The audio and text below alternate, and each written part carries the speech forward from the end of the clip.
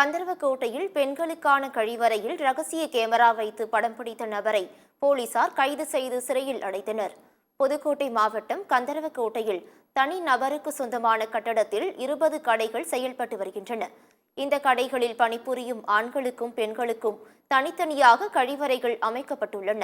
இந்த நிலையில் பெண் ஒருவர் கழிவறைக்கு சென்றபோது கழிப்பறை சுவற்றின் மேல் பகுதியில் கருப்பு நிற டப்பா போல் ஒன்று தெரிந்துள்ளது. இதுகுறித்து அந்த பெண் தனது கடை முதலாளியிடம் தெரிவித்தார். உடனே கழிவறைக்கு சென்று பார்வையிட்ட முதலாளி அங்கு ரகசிய கேமரா பொருத்தப்பட்டு இருந்ததை பார்த்து அதிர்ச்சியடைந்தார். இதுகுறித்து விசாரித்த போது அங்கு சலூன் கடை நடத்தி வரும் மிதுன் என்பவர் பெண்களின் கழிவறையை பயன்படுத்தி வந்தது தெரியவந்தது.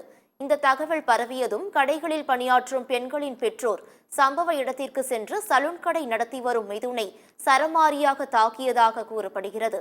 இதுகுறித்த புகாரின் பேரில் கந்தர்வக்கோட்டை போலீசார் மிதுனை பிடித்து விசாரணை நடத்தி வருகின்றனர். கழிவறையில் ரகசிய கேமரா பொருத்தியதை மிதுன் ஒப்புக்கொண்டார். அதனையடுத்து மிதுனை போலீசார் கைது செய்து சிறையில் அடைத்தனர்.